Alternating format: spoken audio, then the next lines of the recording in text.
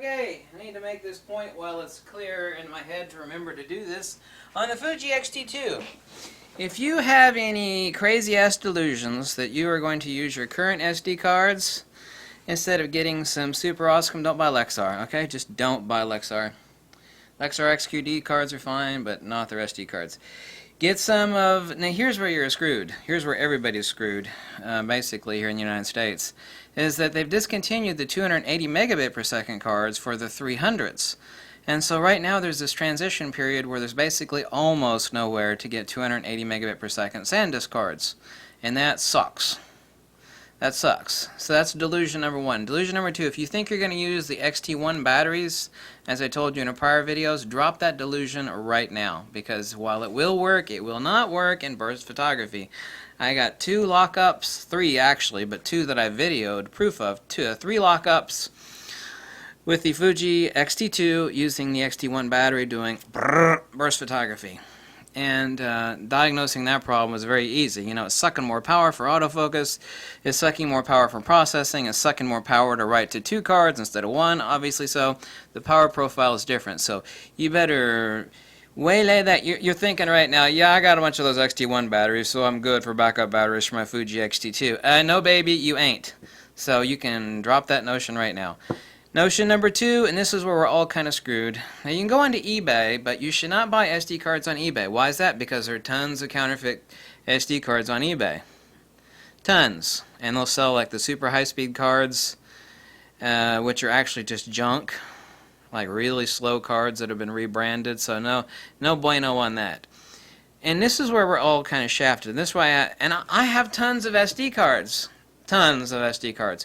But I had to overnight, and those won't even be here till tomorrow, the super fast SanDisk cards. But here's the problem. SanDisk is upgraded from 280 megabit per second to the 300s. But the 280s are gone, but the 300s are still not out yet. And so now there's this limbo zone where it's like, well, I can't get a damn thing. There's like two sources that I know of, and if you ask me the source, I'll tell you. I'm going to have to buy some more myself. But right now, there's this limbo zone. It's like, well, damn it, you know, SanDisk? I mean, damn it, SanDisk? Damn it. Really? So, you know, if, you wouldn't buy a race dog and stick blinders on it and then, like, put some concrete shoes on your racing greyhound dog. So don't even think about buying. And see, right now I have in here some really fast cards, and they're more than fast enough for my Nikon D500 and every other camera that I've got. They're 95 megabit per second SD cards, SanDisk SD cards, and they are the Extreme Pro. But they're 95 megabit per second cards. These are really fast, and they're actually really cheap. 32 giggers, like $21. The 280 megabit per seconds are like $64. And the write speed is almost 3 times, I can't remember the exact figure, the write speed is almost 3 times these. And you absolutely do need those, and I'm having them overnighted to me so I can do actual performance testing. But even then, I still won't be able to do absolute performance. Right now, this camera, and here's the amazing part, right now this camera is knocking my socks off without a vertical grip, which it needs for its maximum potential, and also using fast but nowhere near fast enough cards. So even as it sits, using the 95 megabit per second cards and no vertical grip, which doesn't give me any boost mode, the camera is already pretty damn impressive. But yeah, drop any notion you got of using your X-T1 batteries in this camera. If you just want to do some single shot stuff, don't even think about rocking the dial over to continuous high. No. That's where my camera locked up 3 times on me. This Fuji X-T, I had that camera off, and it was still on. I mean, I uploaded the video on that. I should have already uploaded the video on that. I recorded the video. Total lockup, total freeze up. Had to take the battery out. Maybe Fuji can fix that in a firmware update, but probably not because it's a power consumption issue. And, you know, I know how stuff works.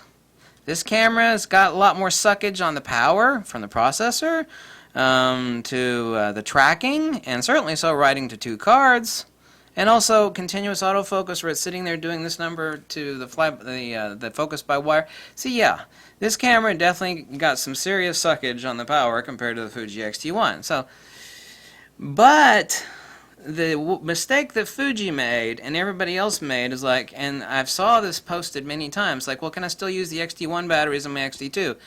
And the answer is, yeah, sure you can. And the answer is, you can kind of, but basically not really. No. The answer to that is no. No. It's like, can I really stick some like dirty gasoline in my car and still expect it to work? It's like, yeah, you could take that dirty gasoline that's got some water and some dead grasshoppers in it and stick it in your gas tank, and your car will get down the road. And I don't know how far it'll get down the road. This is what we're talking about here, okay? So, 2 things. Don't harbor the sick delusion that you're going to use your X-T1 batteries in your X-T2. And number 2, you gotta be buying the super fast UHS-2 cards. You just got to. You got to. If you're going to do any sports action, burst photography at all. And this camera, man, I'm going to rub this in so many people's faces because I kept posting when I tried out the prototype version, the pre-production version of the X-T2. It was like, oh, you're such a liar, that camera. There's no way that Fuji X-T2 is doing faster autofocus tracking than the Nikon D500. It's like, oh, really? Really? Really? Well, girlfriend, tell you what, I am right and you are wrong. This camera, without the vertical grip, and without, and they'll be here tomorrow, without the super fast SD cards, is already going right past the Nikon D500. But what more amazing still, as I mentioned, is that the low light autofocus acquisition is almost absolutely identical, and in some circumstances I found wee bit better than the D500 on static, ultra low light, the low light where it's like, what the hell am I looking at? You know, that sort of low light. It's like I can't even see what I'm focusing on. I'm going to do low light moving subject testing here tonight or tomorrow, but I'm going to be on it like a tick on a dog. So I've already beat the X-T2 up around the gills. And so thanks for watching. If you like this video, and drop me a buck or two. Thanks for watching. Bye.